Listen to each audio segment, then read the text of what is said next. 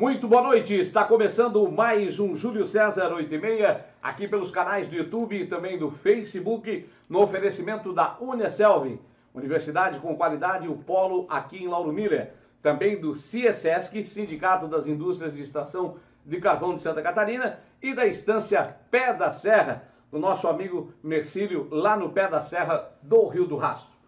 Eu hoje tenho o prazer de receber mais um colega de trabalho, colega de profissão, ele que também é agricultor por natureza, mas escolheu por muitos e muitos anos ser radialista. Com vocês, o meu amigo Ari Girardi. Boa noite, seu Ari. Boa noite, Ari. Boa noite, Júlio. Boa noite aos seus ouvintes.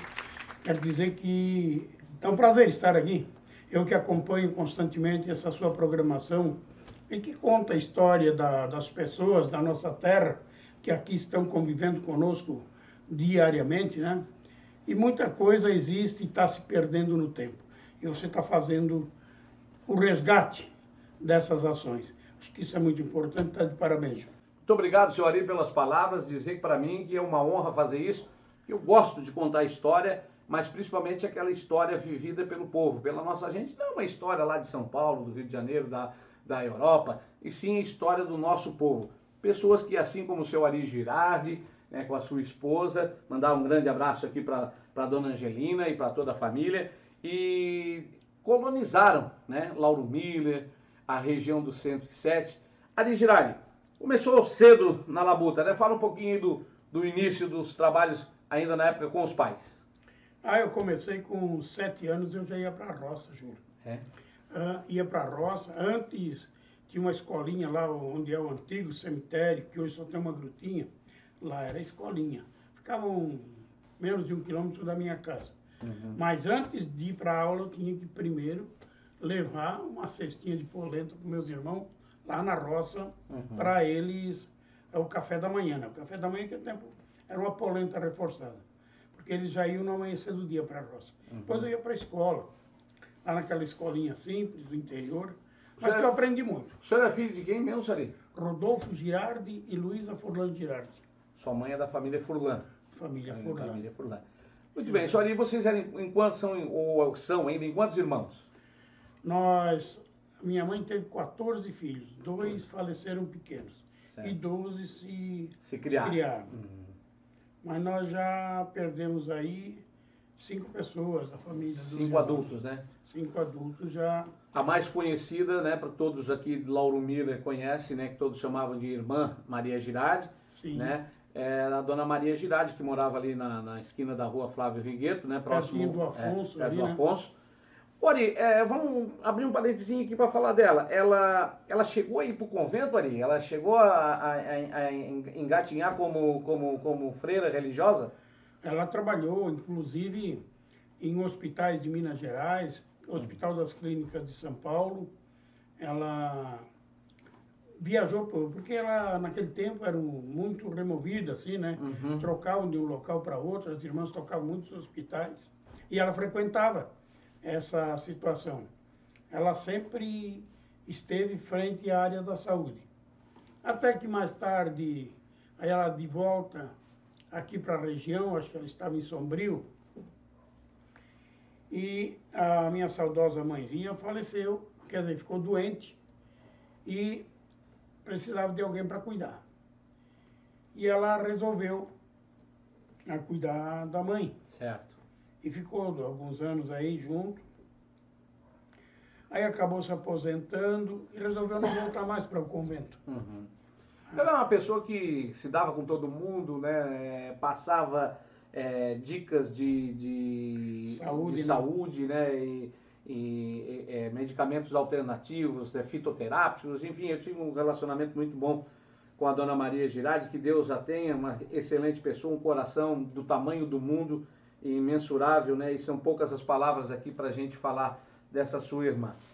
Seu Ari Girardi, vamos falar um pouquinho aí, depois que trabalhou na agricultura, pegou o gosto pela agricultura e tudo mais, o seu Ari Girardi teve uma experiência com a CPRM, foi para fora de Lauro Miller, foi para muito longe, Ari? Trabalhei em 8 estados. 8 estados. 8 estados, temporário, né? Nada fixo. A gente ia, era removido para cidades de 3 meses, 5 meses. Eu fiquei um tempo maior numa cidade chamada Iporá, em Goiás. Lá eu voltei 2 vezes naquele local. Então lá eu passei 1 ano e meio. Mas depois eu rolei por esse Brasil afora, 3 meses numa cidade, 2 meses na outra. Fala para o pessoal o que é CPRM, que a gente fala em sigla e muita gente não sabe do que estamos falando. Era uma das mais importantes companhias do Brasil. Companhia de Pesquisa e Recursos Minerais. E que, assim que eu saí da empresa, ela começou a decair. O governo começou a não investir mais em pesquisa, faltaram projetos, ela começou a trabalhar no exterior, trabalhou no Paraguai, inclusive no Uruguai.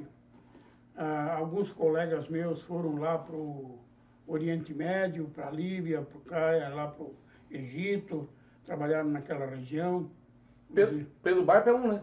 Pedro Barpo, o Agostinho, que ainda está por aí. Tem poucos dos nossos colegas daquele tempo, mas está ainda aí. O Agostinho, o Pedro Barpo foram da nossa época e eles viajaram para o exterior, todos os dois. Na época que estavam recrutando para ir para o exterior, eu não quis ir. Sinceramente, eu não demonstrei interesse e ninguém era obrigado a ir. Ia quem gostava, quem tinha vontade de ir para o exterior. Tanto que eu não quis ir nem para o Paraguai. Que era aqui pertinho? Era aqui pertinho, era só atravessar a fronteira. Eu preferi ficar sempre no Brasil. Mas a gente foi viajando, trabalhando de um estado para outro. Nesse período o senhor era solteiro ainda? Não, já casado. Já era casado? A família aqui? A família me acompanhou um tempo, mas aí as crianças cresceram, precisavam ir para a escola. E daí tirar elas daqui, botar no outro jardim, era uma mudança danada, era ruim para as crianças, aí a gente resolveu fixar a residência por aqui e eu viajar sozinho. Era difícil, claro que era, mas a empresa pagava muito bem as diárias, a gente vivia nos melhores hotéis, não tinha problema. O problema era ficar isolado da família. Era a saudade dos filhos e da mulher e do lar? Ah, sim, porque o ser humano não nasceu para viver sozinho. Não. De jeito nenhum. Ele quer ter um lar para dizer que é seu. Todo ser humano quer. Então, você viajando, você andando, nós trabalhávamos 14 dias, descansava 7. Às vezes a gente, então, esticava um pouquinho, trabalhava 21, para ficar 10, 11 dias em casa. E era uma empresa que dava muita assistência, dava para quem queria viajar de avião, viajar. Ela era uma estatal ali? Era uma empresa do governo ou era empresa, particular? Empresa do governo, economia mista, mas era mais do governo. Mas o governo tinha a maioria das ações? A maior parte era do Ministério de Minas e Energia. E vocês sondavam, pesquisavam tudo quanto é espécie? Ou seja, faziam pesquisa para ver o que tinha ali, para depois o governo negociar e botar alguém minerar, é isso? Na época, além dos projetos, que alguns projetos a gente ia lá e já sabia, não, aqui é carvão, aqui é urânio, aqui é bauxita. Então já sabia qual era o produto. Mas mesmo assim, toda a perfuração ia até o embasamento. O embasamento embaixo é onde está o granito, ou em algumas regiões basalto. E aí quando chega lá, aí a ferramenta não corta mais. Certo. Aí é porque chegou o fim. Então aí já se vê o que tem naquela região, é feito o estudo, né? Sim. Os geólogos faziam os estudos, aí vinha chamada perfilagem, descia um equipamento no poço, até lá embaixo ele fazia toda a leitura da rocha de baixo até em cima. Era um trabalho assim muito detalhado, mas... Tinha que dar o raio-x, sem ser um aparelho de raio-x, do que tinha no subsolo. Exatamente, porque ele ia escrevendo ali, para a linguagem técnica deles, eles entendiam, Eles né? entendiam. Senhor, só para título de curiosidade, aqui na nossa região carbonífera, está tudo pesquisado, o governo, as empresas sabem onde tem carvão, onde dá para minerar, onde não dá, já está tudo pesquisado aqui, senhor? Ou tem ainda alguma coisa a pesquisar? Não tem mais nada, aqui está tudo pesquisado. Aqui foi feito pesquisas até o embasamento, e essas pesquisas Elas estão hoje lá no DNPM. Quem quiser ver as amostras, claro, tem que requerer, né? Claro. Que lá é uma coisa de governo. Mas o DNPM tem lá as amostras. Você vai ver um furo, digamos, se deu 200 metros, metro por metro, o que tem na formação. Aquele negócio que sai ali dentro do tubo são tal dos testemunhos? Isso, testemunho. Aí quando chega em cima da camada do produto que se quer pesquisar, aí descia o chamado barrilete. Aí ele corta, ele seria um tubo tipo uma xícara, assim. Sim. Claro, com vários metros, né? Com coroa de bronze, ele ia cortando e a pedra vinha subindo por dentro. Aí sacava aquilo ali, tirava direitinho. Acharam muita coisa importante por aí, assim, senhora? Alguma coisa, tipo assim, foram pesquisar uma coisa e acharam outra, acharam ouro, por exemplo, não? Em algum lugar ouro, o senhor lembra de ter visto ouro, não? Só no Vale do Ribeira, São Paulo. E eu fiquei muito pouco tempo lá, porque eu fui transferido para lá, e o mosquito era tanto, que aquilo, ele tinha que trabalhar de máscara para se defender do mosquito. À noite não tinha nada que defendia, e lá não tinha como fazer Era muito banhado, era ruim de chegar lá dentro, ferramenta tudo levado a lombo de burro. Aí a gente enfrentava uma vida dura, aquela mosquitada. Certo. Eu fiquei uma semana lá, eu simplesmente avisei no escritório, senhor, pode avisar que eu estou indo para São Paulo. Se me derem outro projeto, beleza, senão eu estou indo embora. Eu não fico mais aqui. Lá tinha ouro? Lá tinha ouro. Embaixo desse pântano? 250 metros de profundidade está o ouro. E tem bastante. Mas só que tem um problema sério lá. A formação de solo é ruim. Não dá para minerar. Ela não suporta que vá lá embaixo escavar, porque 250 metros é profundidade razoável. Tem muito lugar aqui que o carvão está mais fundo que isso, estão tirando. Só que lá a formação era muito podre. Podre é a forma de expressão, né? Sim, sim, uma pedra que não dá sustentação de galeria. Não, se fizer uma galeria, ela cai. Cai. Então, aí eu até perguntava, tinha o doutor Spacionelli, que trabalhou aqui em Lauro Miller, o engenheiro da mina, e ele passou um tempo lá, ele era fanático por mineração de ouro, e ele mexia aquelas amostras e dizia, olha aqui onde é que está o pozinho do ouro. Diz ele. Interessante. Ele conhecia com profundidade o assunto. Então, ele sempre falava para a gente, estudem bem, ó, por aqui vocês vão trabalhar em outros projetos, de repente podem encontrar ouro em outros locais. Aí vocês veem qual é que é a amostra do ouro aqui, ó, dentro das amostras. Certo. Mas era... Aí, senhor, e quando é que o senhor saiu da CPRM? O senhor saiu, se aposentou? Como é que foi esse seu retorno definitivo para Lauro Miller? Não, eu desisti de trabalhar. Aquela história, eu tinha família e rolava muito. Na época que eu saí, eu estava em Goiás. Tinha retornado para Goiás. Aí começaram a adotar 12 horas de turno. E eu fazia parte do sindicato em São Paulo. Eu tinha sido convidado para participar da equipe do sindicato. Eu fazia parte da equipe de conselheiros. E aí eu cheguei em São Paulo e disse para eles, olha, o que eu faço? Eu vou ter que sair, eles querem que trabalhe 12 horas. Às vezes a gente viaja 1 hora e meia para chegar no projeto, depois 1 hora e pouco para voltar. Lá o tempo da seca, aquela poeira não baixa, o carro não rende nada para andar, aquele poeirão. E a gente tinha que enfrentar tudo isso. Aí eu disse, eu estou indo embora. Certo. As adversidades, então, foram grandes lá em Goiás. Ah, sim. E, no fim, eles me deram até um trabalho muito fácil, que era fazer levantamento por onde já tinha passado e fazer levantamento do material deixado para trás. Mas eu sabia que aquilo ali não durava. Aí eu acabei fazendo a proposta, não aceitaram minha proposta, eu saí do mesmo jeito. O sindicato disse, não, pode deixar que até nós cobramos. Eu fiz um trabalho lá que serviu para os demais colegas que estão aí, pode contar. Nós não era reconhecido em carteira o nosso adicional noturno, nem as horas extras. O 13º e as férias e diárias não eram contabilizadas. E nesse tempo que eu saí, o sindicato resolveu denunciar. Denunciou, a empresa teve que pagar os atrasados de todos os empregados que ficaram. Eu recebi também a minha parte, evidentemente, do atrasado, só que daí eu saí.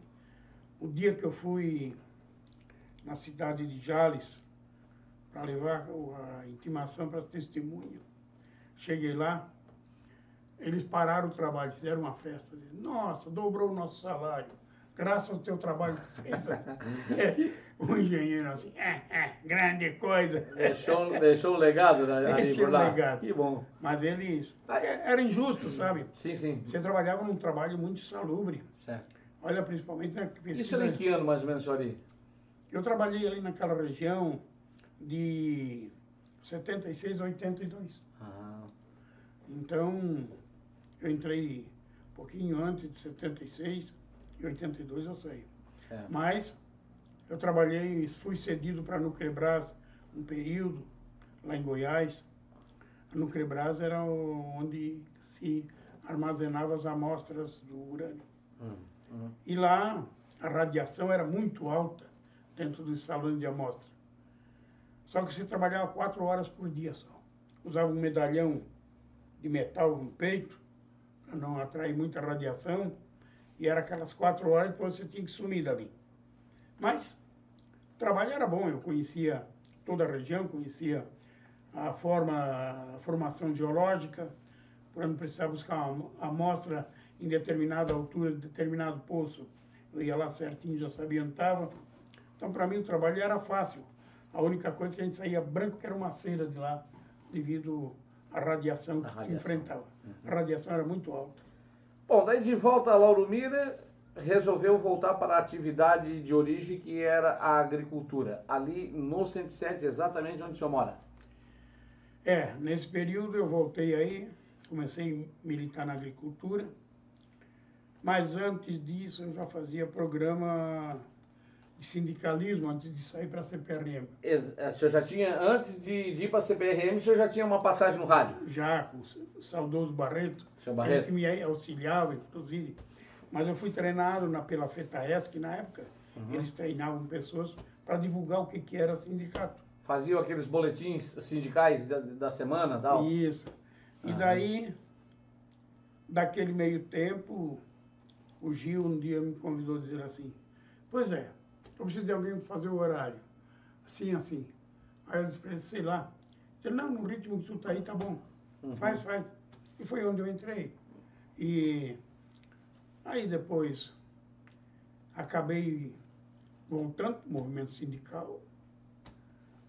Pois é, o senhor foi presidente do Sindicato dos Trabalhadores Rurais de Lauro Miller. Fala dessa experiência e o legado que o senhor deixou também ali naquela instituição. Eu quando entrei para o sindicato, eu mesmo participando da diretoria antes de ser presidente, eu vi aquela injustiça, porque eu tinha recebido formação pelo IADESIL, Instituto Americano de Desenvolvimento de Sindicatos Livres. Eu fiz 1 mês e pouco de curso com eles. E eles diziam que esse negócio de poceiro não podia continuar, que esse povo tinha que ser titulado e tal. Tinha que ser dono da terra. Tinha que ser dono. E eu vim para cá e comecei a trabalhar isso. Arrumei um monte de inimigo na cidade, que tu nem imagina. Trabalhasse na reforma agrária de Lauro Miller ali. Aí nesse meio tempo, eu acabei ficando presidente, me elegi presidente, disse, agora eu vou mexer. Agora vamos tentar arrumar a terra dessa gente. Fui na Assembleia, eu não sou PT, mas devo destacar aqui o trabalho da Lucy Choinaski. Sim, o PT daquela época lutava muito junto com os padres daquela teologia da terra, né? Como é que era? Aquele movimento agrário. O movimento agrário que a Igreja Católica fez junto com o Partido dos Trabalhadores, né? Então, nesse meio tempo, esse pessoal me deram uma força. Tinha um tal de Chiquinho, era gente daqui da região, trabalhava com essa Lucy Choinaski, me ajudaram muito. Aí, como não me atendiam, eles disseram, vamos trazer o povo para a cidade. Começamos a lotar ônibus e levar. Trancamos, fechamos a ponte, umas 2 vezes. Era coisa anarquista mesmo, sabe? Não, mas foi uma maneira que teve de chamar a atenção, né, Ari? Aí a televisão vinha para lá, a televisão filmava, a televisão ouvia as pessoas, aí nós ia tudo em fila lá para a Assembleia. Aquilo, no fim, para mim era uma diversão, sabe? Mas eu sabia o risco que estava correndo, de ser preso, aquela história toda. Mas graças a Deus a gente nunca foi preso também. Ainda era regime militar ou já tinha acabado? Quem era o presidente nessa época? Não, ainda era militar, foi até 85 o Figueiredo, né? Mas a Lucy Chouinasque, então deve ter sido ali mais ou menos naquela época, ali na época do Figueiredo, do finalzinho do Geisel, por ali assim. Por aí, naquela época ali nós começamos. Então, eu hoje não guardo o nome, mas veio muita gente importante da Procuradoria do Estado para cá, ficaram meses aqui fazendo levantamento, sobrestaram todas as ações que estavam em curso, ninguém mais podia ser processado, e aquilo custou. Não resolveu na época, mas melhorou bastante. Mas ajudou, né? Ajudou. Foi o pontapé inicial para um trabalho que veio ser feito mais tarde, né? Aí tu não imagina, eu comecei, eles me orientaram para cadastrar todos os poceiros. Cheguei aqui, o INCRA não aceitava o cadastro de poceiro e não podia cadastrar poceiro. Eu liguei para o supervisor do INCRA, ele veio, ele disse, tem que cadastrar. Ele disse, faz melhor ainda, Girardi. Cadastra e todo fim de mês faz um envelopão e manda para mim. E de volta eu te mando tudo recibadinho e todo mundo vai estar cadastrado. Fez o processo inverso. Aí, quando foi daqui a pouco, começou a aparecer a relação dos poceiros no INCRA. Opa! Nossa senhora. O cara que cuidava lá ficava louco, porque... E a Nora Laje aqui não te pegou no pé, o coronel? Ele sabia, ele era inteligente, coronel. Sim. Ele queria do jeito dele, mas ele era inteligente, sabia o que era certo e o que era errado. Ele sabia que mais cedo ou mais tarde ia acontecer.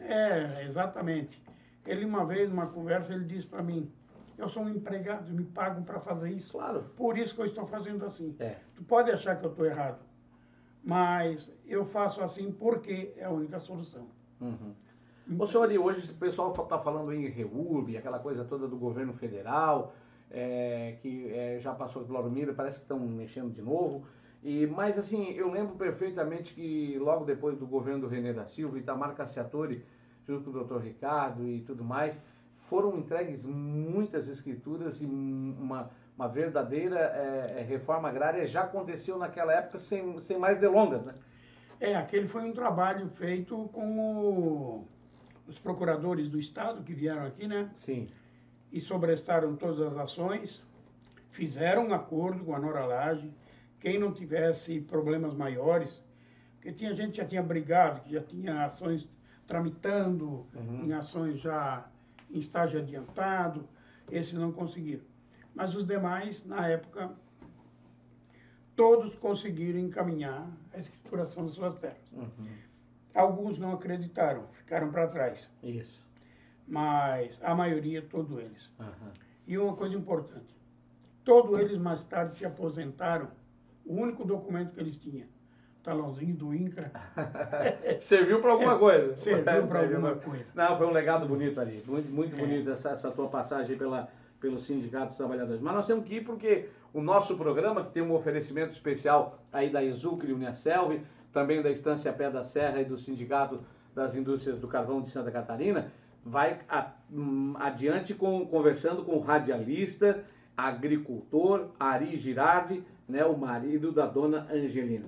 Vamos falar um pouquinho então do rádio. Ari, aí depois do teu retorno, etc., voltou pro rádio, o Gil Lócio na Cruz de Malta e tudo mais. Eu lembro que quando eu comecei lá em 84, 85, lá estava o Ari Girardi fazendo não só o programa sindical, mas também disputava audiência com o Nhochico e com o Machadinho. Nessa época eu já fazia reportagens. Fazia reportagem na rua, mas ainda naquele tempo ainda tinha uma certa limitação, né? Lembra que quando a gente começava, esse programa foi liberado... Pela censura. Pela censura. Era em 3 vias ali na sala de redação, eu ajudava o Rubens? 3 vias. Uma era pro arquivo da censura, rapaz. Tudo... a gente não obedecia muito, né? Mas mais ou menos tinha que estar escrito. Tinha que estar escrito, dizia o seu Barreto. Não, o saudoso Barreto. não foge muito disso aqui, hein? Só que sabe como é quem tá ali? Sempre foge um pouco, mas não nada que comprometesse. Não, nem podia, né? E daí a gente foi indo, né? Passei por várias emissoras da região, trabalhei, maioria na Cruz de Malta, depois um bom tempo na Guarujá, um período na Marconi. Depois veio a Rádio Machadinho, trabalhei bons anos ali. Então foi uma experiência boa do rádio. Foi. Participei um tempo escrevendo para jornal, depois não gostei, porque não era eu que montava o jornal. Sabe por que eu tô rindo ali? Eu tô me lembrando do apelido que tu ganhou quando dissesse que era repórter, né? Qual foi o apelido que a turma te chamava de fazendeiro? Fazendeiro. Tá aí, vamos, já que estamos falando do rádio, que história era aquela da Água da Flor? Essa história da Água da Flor é muito engraçada. Nós fazíamos uma transmissão numa véspera de festa no Barro Branco. Festa Santa Bárbara. Festa Santa Bárbara. Era eu, quem é que estava comigo? Eu acho que... Antônio da Luz. O Antônio da Luz. Pedro Lopes. O Pedro Lopes. Rubens Rabelo. E o Rubens... Não, o Rubens... O Rubens não dava? Não estava naquele dia, chegou mais tarde. Chegou mais tarde. Chegou mais tarde, mas não conseguiu nem trazer o carro embora. Tadinho, né, Rabelo? Ele gostava tanto da Água da Flor. E daí, o Padre Vamor lá com nós tocando gaita, cantando, fazendo aquela festa que ele sabe fazer. Dela Justina? O Vamor dela Justina. Sim. Aí ele ia atrás de uma floreira grande assim, nós tínhamos escondido o garrafãozinho ali atrás, né? E ele ia lá e dava uma dentada e voltava. E a turma, que tanto ele mexe nessa flor. Nessa flor. E aí ele dizia no ar, bom porque aqui tem água da flor. Barro Branco é bom por causa disso. Tem água da flor. Tem água da flor. E quem que sabia qual era a água da flor? Ninguém sabia o que estava falando, mas eles estavam bebendo uma caprichada, né, ali? Naquele tempo... Foi muitas e muitas, né? Foi muitas e muitas. Churrasqueiro, botava 1 litro para eles. Churrasqueiro naquele tempo do Barro Branco. Era uma passadinha, tomavam tudo, né? Olha, eu falei ali de alguns nomes ali que tu fazia concorrência com o Inhochico, com o Machadinho. Esqueci do Xerém, né? Trabalhaste com o Xerém? Trabalhei. Charuca? Charuca. Xerém era... Juarez Rabelo. Ai, ele era muito cismado com os horários dele. Era. A do relógio foi verdade, ali? Ele foi da hora e quem foi que tirou esse relógio daí? Não, foi mais ou menos. Foi mais ou menos assim. Puta merda, quem é que tirou esse relógio daí? Não, um dia era o Machadinho que vinha depois de mim à tarde. Aí desmontaram uma cadeira de madeira toda. E eu disse assim para o falecido Edson. Edson Hoffman. Isso, tadinho. Sonoplasta. Que esteja em bom lugar hoje. Grande companheiro. Aí eu disse, vamos montar essa cadeira, porque eu quero ver o Machadinho bem louquinho. E ele vem correndo e senta na cadeira fazer um barulhão. E daí tu abre o microfone para nós escutar o barulho. Rapaz, naquela noite o Machadinho não veio. Ficou de manhã cedo. Ficou a cadeira lá. Ficou a cadeira lá. E o Xerém já meio velhinho, meio durinho. Chegou... Já estava o fundo musical da Ave Maria no ar, ele rezava antes de começar o programa, né? Certo. E entrou ligeiro para sentar naquela cadeira. Meu Deus, aquela cadeira foi... virou de perna para cima.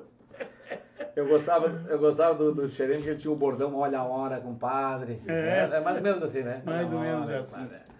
Tempo bom, né? Depois tinha a nossa equipe toda ali, né? O Pedrão. Teve uma época... Tu trabalhou com o Quirino Filho? Trabalhei. Quirino Filho, eu aprontei muitas para ele. Ele dormia numa barraca, porque a rádio era muito quente para dormir. E eu peguei uma lata de graxa, engraxei toda a barraca dele. Aí ele chegou da cidade de noite e foi deitar na barraca. Se enfiar e deitar. Ele me lava de graxa. Coitado. A gente fazia cada coisa que não tem cabimento, era fora do comum. Soltaram até rojão dentro do estúdio, né? Tiraram a rádio do ar com o rojão. O rojão, primeiro dia eu levei aquele rojão e eu dei na mão do Machadinho assim. Quando o Quirino funcionar a moto, eu vou conversar com ele um pouco e tu aproveita e bota fogo nesse rojão e joga nos pés dele ali, só para ver o susto. E ele, meio maluquinho, botou fogo e segurou aquele rojão na mão. Aí ele viu que estava queimando a mão, jogou, pegou embaixo dos pés da mulher do Quirino. Do Quirino. A Sávia Souza. E ela com aquela bolsada de panela que ela trazia, esquentava comidinha para ela lá. Levantou e jogou ela pro outro lado. Desmaiou tudo, meu Deus. O Quirino ficou branco. Nossa, foi o pior. É, gente, o pessoal pensa que no rádio é só aquela coisa bonita que sai no ar, né? Tinha que ter câmeras para o pessoal ver como é que funcionava aquela época.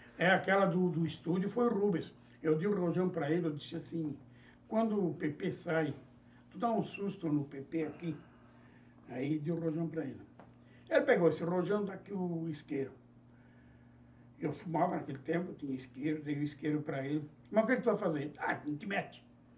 E foi lá dentro, daqui a pouco voltou igual um macaquinho. Eu disse, o que tu fez, ô cara? Espera.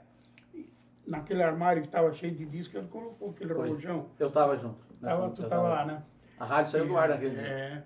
Quando não sei se é porque o PP bateu em alguma chave, alguma coisa, né? O disco também pulou, né? Que eram dois toca-disco grandes aqui na direita. Imagina, derrubou duas caixas de disco. Derrubou. Não, e o PP ficou surdo um tempão, né? Ah, imagina. O pessoal era muito inconsequente. PP Miranda.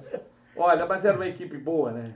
Pois é. Equipe boa, equipe, né? Muito divertida, sabe? Tudo era bagunça. A diva Camilo comeu um cortado com essa gente. Meu Deus! Era só o que ela dizia. Ela era bondosa, mas ela passava trabalho. Passava trabalho com você. Era uma grande figura, muito experiente.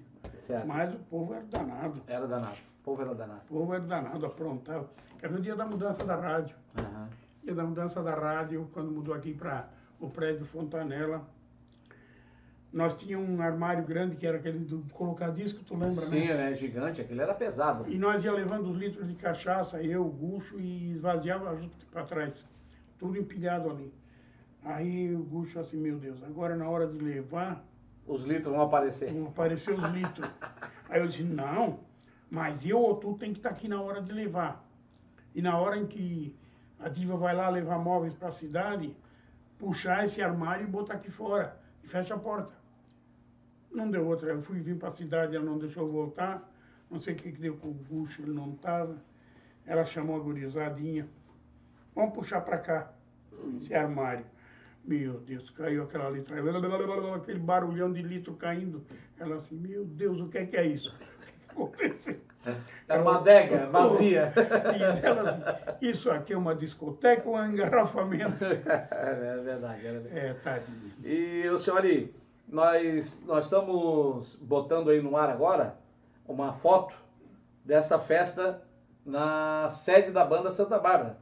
Né? Tá ali toda a turma, né? Seu Alexandre Doneda doou um porquinho, lembra dessa festa? Lembro. Tá todo mundo ali, o Dodge. Botaram fogo no Pedro Lopes. Botaram fogo no Pedro Lopes, O Dodge, né, que era o nosso narrador de futebol, o Jorge Luiz, vinha de Orleans, né?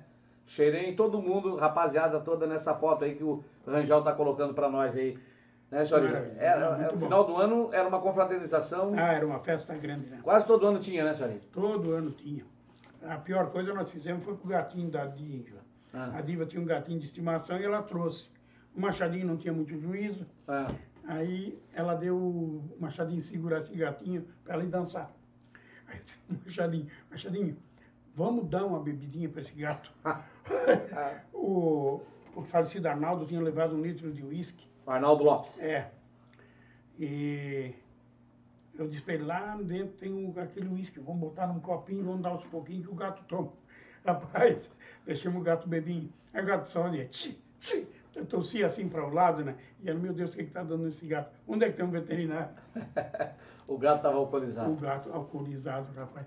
E nós ríamos que se acabava, mas não falamos nada aqui. E era uma baita incrível. Não. Aí você mexer com o gato dela era demais.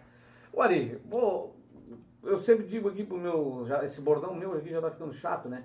Que quando a conversa é boa, o tempo passa rápido demais, nós já estamos há mais de meia hora conversando, e eu quero aproveitar esse restante final, que se eu esqueci de te perguntar alguma coisa, se tem alguma coisa relevante que o senhor queira falar, que o senhor queira relembrar, né? É óbvio que um programa para contar toda a sua história é pouca, que o senhor não falou nem a metade, então já fica aqui convidado para um segundo programa daqui a um tempo mais, E eu gosto sempre de deixar o microfone à disposição para suas considerações finais. Não, eu acho que foi muito bom estar aqui, né, Júlio? E eu quero mais uma vez te parabenizar por ter criado esse espaço e convidar as pessoas aí da cidade para contar um pouco da história deles. Participar. Porque realmente tem muita coisa que a gente está passando despercebido. Verdade. A gente não... E esse é um registro que fica lá nos anais da imprensa para muitos e muitos anos. É verdade. Então, a gente que já está aí, trabalhamos juntos tantos anos, eu quero mais uma vez te agradecer a oportunidade de estar aqui. Eu é que agradeço, eu e os nossos, né, espectadores, senhora.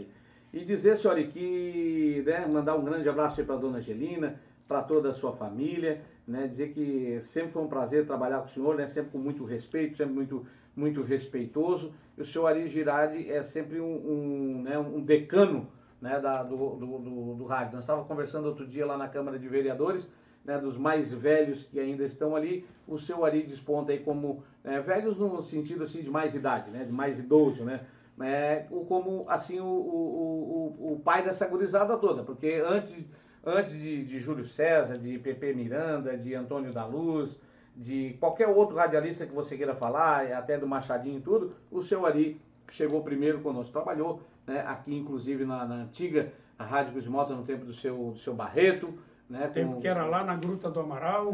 Na Gruta. Primeiro era aqui, depois foi para lá, depois né? foi para lá, né, no Amaral Rádio, né? Nós tínhamos um baita de um estúdio lá, caprichado, que o Gil levou lá, porque a energia era melhor do que a da Barro Branco, né? Ele falou para mim que o motivo foi esse, sim, né? Que lá a energia era boa, né? Lá faltava menos energia. Faltava menos energia. Aqui qualquer ventinho, a Barro Branco caía o disjuntor. Lá não, lá já era uma energia da cooperativa que vinha aqui por dentro, por Orleans, né? E abastecia muito bem. Senhor Ari, parabéns por essa belíssima história. Sei que nós não conversamos, acho que nem um terço do que tinha para falar, né? Mas eu quero lhe agradecer imensamente por ter se disponibilizado e vir essa noite aqui. O estúdio aqui não tem travela, a hora que o amigo precisar está à disposição, né? E dizer que eu quero ver você também sentado aqui nesse sofazinho de 2 lugares para a gente bater um papo com o Júlio César 8h30, né? E você já vai deixando o seu like, o seu joinha, se você gostou, faça o seu comentário, né? E coloque aí quem que você quer ver aqui no próximo programa batendo um papo conosco. Sempre no oferecimento da Uniaselv, qualidade em ensino em parceria com a Exuc e o Polo aqui em Lauro Miller, na rua Orleans, no edifício Piemonte. Também no oferecimento da Estância Pé da Serra, do nosso amigo, seu Mercílio João Rigon, sempre acolhendo as pessoas e o turista em sua propriedade ali no Pé da Serra do Rio do Rastro, e também do CSS, o Sindicato da Indústria de Extração de Carvão de Santa Catarina. Gente, um grande abraço, até quinta-feira, obrigado, seu Ari, e até lá, se Deus quiser. Tchau, seu Ari. Obrigado.